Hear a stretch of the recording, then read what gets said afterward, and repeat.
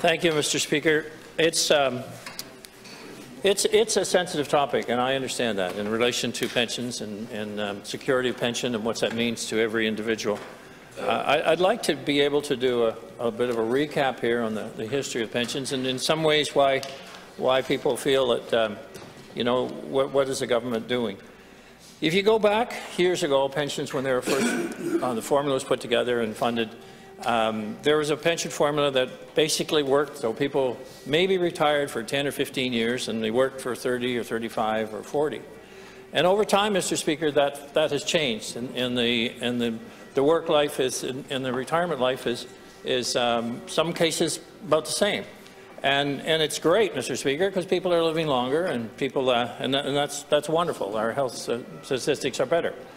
But the point is, the pension plan was never designed to deal with that. It was never designed to manage more people on retirement and maybe less people working, or more people in retirement for a longer period of time. So there was also cases back in the 80s, 90s, I'd say 80s, 70s, 80s, where governments would take a holiday on the pension funding because, oh, well, it was fully funded, there's no big deal, we're good. And you only would go so high in terms of the funding surplus, so it was a case of, okay, government didn't put into it what they should have been.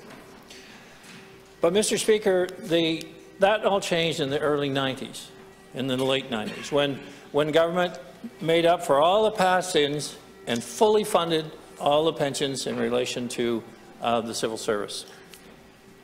And, Mr. Speaker, what happened then is that, okay, it's fully funded in about 1998-2000. But the plan continued to run a deficit over the next 10 years. In fact, $1 billion had been put into that plan, those plans in government, to keep them afloat between, let's say, 2004, early 2000s, into 2010. About 10-year span, there was that kind of money put in to keep them afloat because they could not fund themselves because the contributions were not keeping up with the pension payouts. And that's because the pensions were, you know, defined as, here's a contribution, taxpayers, you're going to have to pay it regardless, and there it was. So then it came to a case where, how do we fix this? What can we do? What is fair to both the employees, what's fair to both the taxpayers, and how do we find a solution?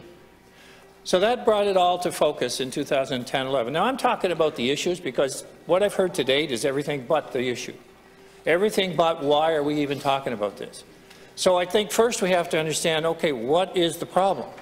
Well, the problem, Mr. Speaker, is that if we look at situations like what we saw in Nakawik, what we saw in Fraser's and Edmonton, where pensions were cut dramatically when they were unfunded liabilities that no longer were able to pay out. And, you know, our province was on a track here previously that, as quoted many times by the book I was Over the Cliff, that would we be in a position as a province that we weren't able to fund this because our credit rating was so bad and our performance financially was so bad? And you could say, well, maybe we're not right today, but will we if the Liberal government comes back, Mr. Speaker? There's certainly a good chance of that. So, Mr. Speaker, the idea is, how do we fix these things now? And you know what happens in this program? Government must contribute their share to the plan, and they cannot mess with it. This fund goes completely to an investment company that the trustees, that is the owners of the plan, and I talk of trustees as the actual pension plan holders, they and the employees, they decide what to do, and how to manage the plan based on the performance that they're requiring. But in a shared risk program, the performance, as proven over the last 10 years, is very solid. You can't risk people's pension plans. Government can't take holidays. No matter what, they can't dip into someone's pension liability. And, Mr. Speaker, the pensions are funded at 120% of their costs. 120%. So security is really high. And the whole concept of shared risk is that if the employers decide, okay, we got a short-term period here that we might have a low return, what the model requires is you don't pay out indexing at a time that you're going to erode the principal of your fund. In other words, don't risk the principal holding of your fund. Don't get it to a point where even if the interest rates come back and you're good, you don't have the equity in it to make the difference. But, Mr. Speaker, The plan pays out in excess of the agreed indexing when you actually get the returns to warrant it. And so there's the benefit. And the history, Mr. Speaker, that we have seen over the last 10 years is simply it has performed better than the indexing model would have otherwise performed.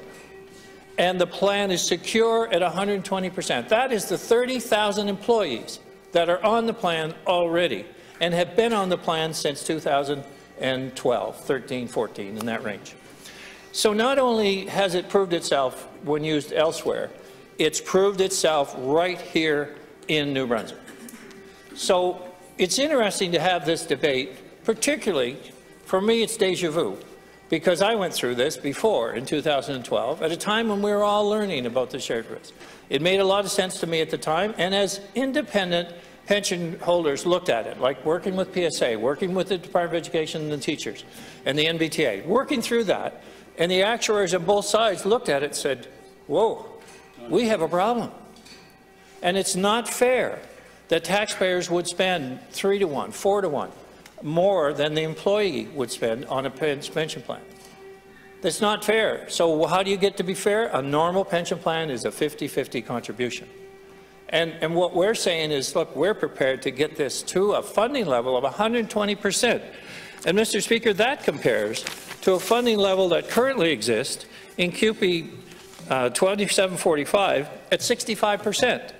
A funding level that exists in the other 5 unions. There's one at 78%, there's one at 80%, and there are a couple at 107%. And those ones, Mr. Speaker, it just depends where they are with what they're drawing down on the pension versus what is available to put into it. So you'd have to say, okay, this needs to be fixed. And everyone needs to understand what fix means to them. Firstly, I think there's 6,500 or so that are on pension. There's no impact, Mr. Speaker. If they decide that, you know, they want to be part of their indexing levels could change, they decide it. The whole process is defined as you go. But, Mr. Speaker, the issue we have here is that there was no end in sight. So when we talk about the MOU and a fixed date and the agreement that happened in 2021, it was indeed put together with timelines to say that let's get this fixed.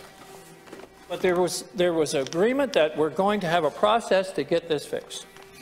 And now I know that and that's why I encourage the local members to understand exactly what their situation is, so they will really know the details. And I don't think here, I mean, there's all kinds of shots being taken at me. I don't think the details are ever going to be discussed here at any other issue unless my members and myself talk about the reality of the problem.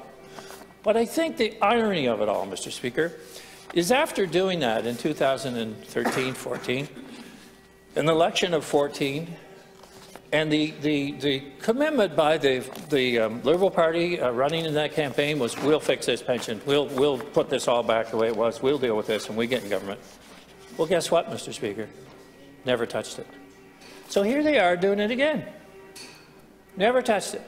Because, Mr. Speaker, they don't want to have the real conversation. They want to talk about a tax on me personally. They want to talk about well, you know, that I don't agree with this or I don't agree with that, my way or the highway. They want to talk about all that stuff, but they don't want to talk about why I take a position I take and why we look at issues that we want to fix, Mr. Speaker, not put on future generations.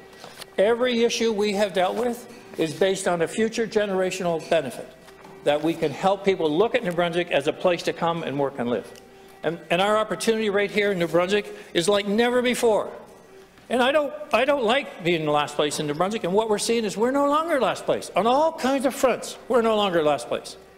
And we know we have challenges. We know that 80,000 new people, 7,000 new students is causing major issues for us to be able to manage within the school system, within the housing system, within the homeless issues, and the social issues. We know that, Mr. Speaker. And we're working hard to deal with it. But it is a problem that over the last 2.5 years, with an 80,000 increase in population, it is significant after being stagnant or even declining for generations. So we are in a situation right now that we are with a lot of challenges that are seeing our province move forward, a lot of new people coming with new ideas and want to be part of the solution. So when we talk about process, because that is the issue that is all the discussion is about process. So, Mr. Speaker, and I know it's a good tagline to jump on because there's been lots of discussion about that over time, but let's talk about the MOA. When we signed the agreement in 2021, the MOA was a side letter that we're going to find a solution to pensions. We're going to fix this. And we had June of 2022 as a target date. So on the memorandum of agreement that was agreed was basically said that we would negotiate the terms and conditions of the new pension plan by June 30th of 2022. That was November 13th, 2021. February 25th, 2022, the MOA agreed with 2053. So the first one was with 2745 for June 2022. The next one was QP 1255 for August 31st, 2022. June 2nd, 22, the employer proposal was proposed for a shared risk plan. It was put forward to QP, and the whole idea was what conditions would be around that. The next discussion was June 15, 2022, and then the QP presented the CAT program. Now, the CAT program is a DB plus program, a defined benefit plus program. So, in other words, taxpayers are fully on the hook to pay every dime of a program that is proven to be financially unsustainable. And the actuaries, whether they're working for the union or whether they're working for the government or they're independent, are going to say the very same thing. And that's exactly what happened back in 2012-13. It was very clear. So if anyone wants to argue the financial aspect, call your local actuary, because they'll all say the same thing. These defined benefit plans, as set up in government, are purely unsustainable.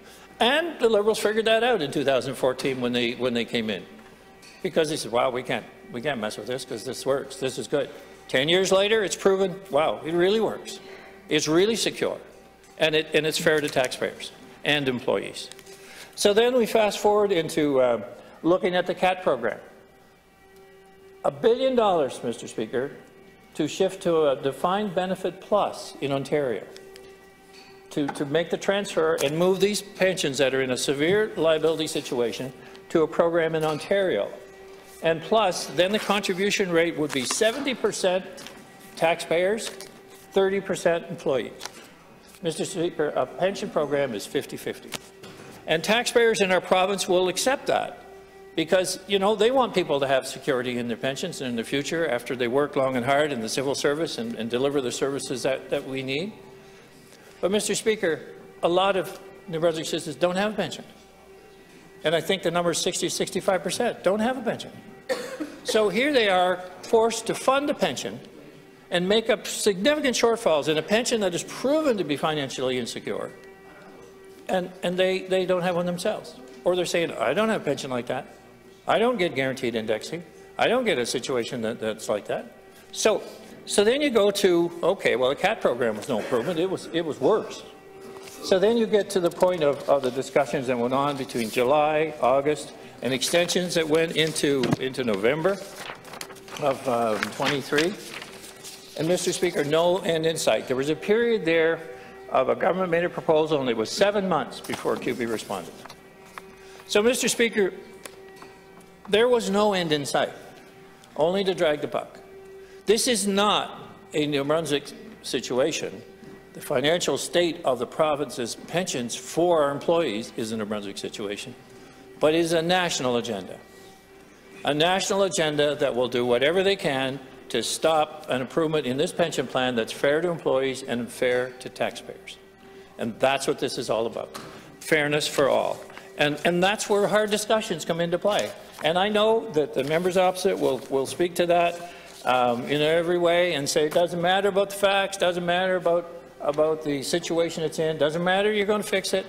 But what does matter, Mr. Speaker, is the hollow discussion that was evident in 2014. And then getting in government and changing nothing. I mean, that game's been played before, Mr. Speaker, but here's on the same issue. So I don't think there's any credibility to be learned or should be accepted by QP membership that the members opposite will do anything at all. They know it's great that we're taking it on, but for them to actually do anything to help fix it, they won't change it. But they'll help to try to ignore it for now. So looking at the last 10 years, looking at the history, the plans have paid out in both the QP, the CBE or QP plans. They have paid out more than they would have otherwise on the plan. So we've ended up with like a 23, 24% increase over 10 years, when on the old system it would have been something like 22, 21, 20, something like that. But my point that I want to make is that with the indexing model, if in a year you're not able to take the full indexing, so let's say the plan was to pay out a 2% indexing, but there was a year the interest rates were down, the returns were low, that meant that, Mr. Speaker, you'd end up with an indexing. Maybe you wouldn't be an indexing that year. But then in the year when the interest rates were higher, maybe 4%, 5%, you get it all back. It makes up the shortfall that it had the last time around. So the whole focus is it returns you back the full contribution, the full returns or benefits that it had planned to achieve. And it's only extremely rare, which we didn't experience, in a pandemic, in a world crisis, a world economic crisis, these plans solid, stayed fully funded, paid out fully, paid out more than they would have in another plan. So the history here with us directly has been as good or better than anywhere else that we have seen this plan in place. So my point is you have to say, okay, why? So now you go to the legislation. And what is the legislation actually asking? It's actually saying we're putting a timeline in place, we're putting a plan in place that actually sees all of this information be shared, open, and completed in a fair, equitable manner, and negotiations on contribution, negotiations on rates, negotiation, all that stuff really happens, and actuaries, obviously on both sides, play the role of what's real and what's not real. So all of this does is to define a process that would otherwise was on a full procrastination schedule and had exceeded the timelines that were agreed. So here we laid it out. Some mentioned it in the discussion, debate to this point. We laid out a 90 days to be starting commencing on February 1st. We have dispute mechanisms that are put in place. We have a plan to, people will say, oh, well, you have an end game. Yes. Yes, Mr. Speaker, there is an end game. The end game is that you have a fair and equitable pension program, fair to employees, fair to taxpayers. That's the end game. And so there isn't a need to say, well, taxpayers, you pay whatever you need to. So right now, you can either spend $285 million to put in a plan that you know in 5 years' time, you're going to have to put in another 50, 100 million, we don't know what the number will be, it depends on interest rates. Or you can put 365 million in it and fix it for the future. And in the process, you will provide a pension to 2,500 people that currently don't have one or are ineligible for one. So you have to step back and say, okay, what are we missing here? What is wrong with this? So I can understand why no one wants to talk about the facts. I can appreciate that it's easy just to talk about a whole lot of kind of issues that aren't related directly to why are we doing this. And the purpose of fixing a pension plan is that our pensioners will always have the funding in their pension to provide them the security they need when they retire. And they can do it in a time when they can say, I have a plan that is fair for me, fair for taxpayers, and I feel good about it. So what have we done in order to ensure that every member understands what it is and how you go the next step? The Minister of Finance has sent out a letter that will go to every one of the members so they too will understand the situation and understand what it means for their pension. It'll also have a website to go to so you can learn more about it. It'll also have a number to call to talk directly to a pension advisor to discuss what it is and what it means. So it's important, Mr. Speaker, that everybody gets to know what it means to them. We need to talk the real information. We can't talk around it. We can't talk about it. We need to talk into it and through it. And what's it mean to an individual? What's it mean to a pensioner? Currently on pension? Means their pension is secure. Nothing changes. And what's it mean to someone going, you know, that's maybe in their career 25 years, they're going to retire in another 5 or 10 years? Very little. And what's it mean to new people coming in? Regardless of the performance of the government, they will have a pension plan when they retire, because government can't mess with it. It's security, Mr. Speaker, that really stands the test of time, well beyond 10 years. And while people think it's a pet peeve of mine, I am interested to make sure people have a pension that's secure. And I am interested to make sure that it's one that is fair to taxpayers and to people that are getting the pension. So, Mr. Speaker, I think the point that I continue to talk about is that I've experienced this. I went through this. We've seen it. We know that it works. We know that it's important to have a sustainable plan.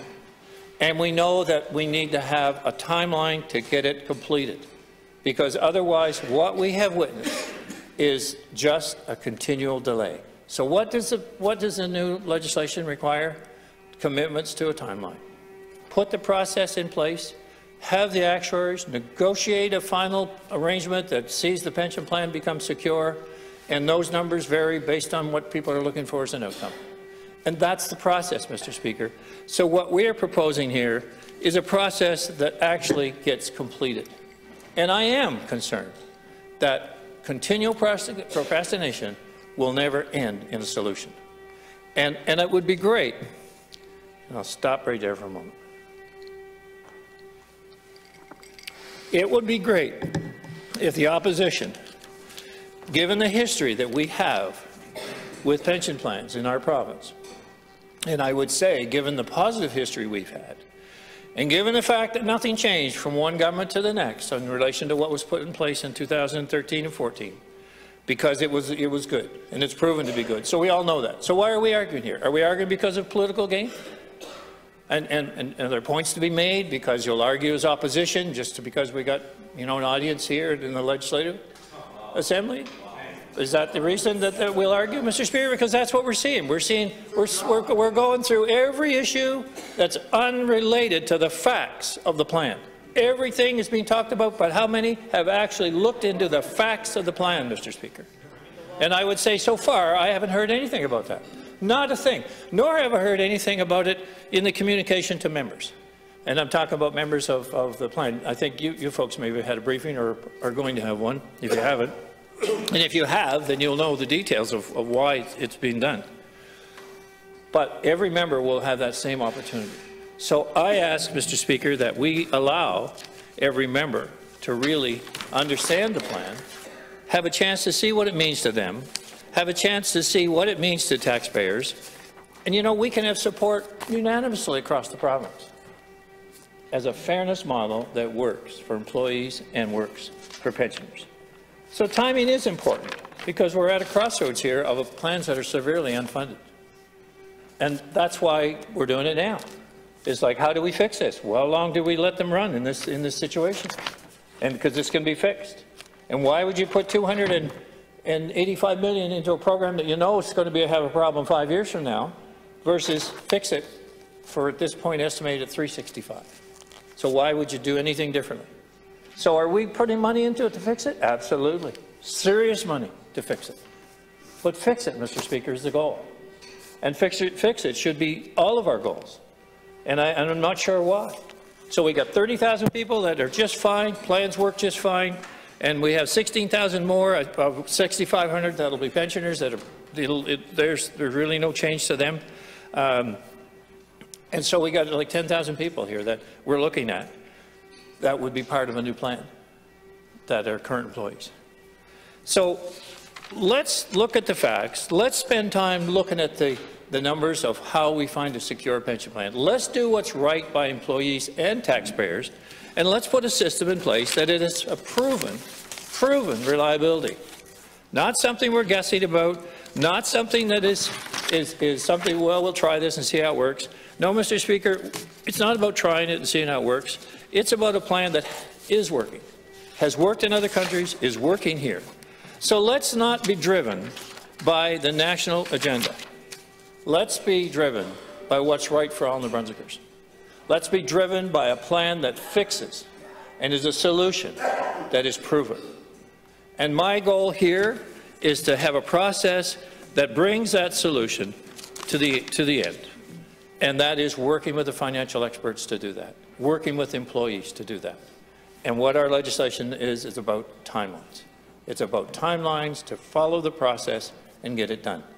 So rather than make political headlines, let's make political history in the province that has fixed pension plans for employees. Let's make a change here that is in the best interest of employees and taxpayers, because I think, too, this group has an interest in the taxpayers of this province. I would dare say that everyone there thinks the taxpayers should be treated fairly, but I think the taxpayers would also want to have their employees that are delivering services for them throughout this province have a fair pension. And so we're trying to find the balance, Mr. Speaker. And I would think that would be a common goal amongst my colleagues here on both sides of the House, because taxpayers are funding this. Let's just face it, it's not in this room this is being paid for. It's every taxpayer in the province.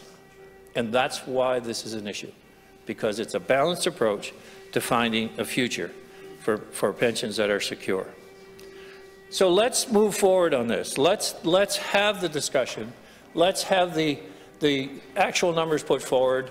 Let's understand what employees can understand their pension plan, what it means to them, and have a future with a pension for them, their children, and future GNB employees. Because there is a future in this, Mr. Speaker, and that's what it's all about. Next generation, sustainability, and building a roadmap that the province and employees can be proud to be on. Thank you, Mr. Speaker.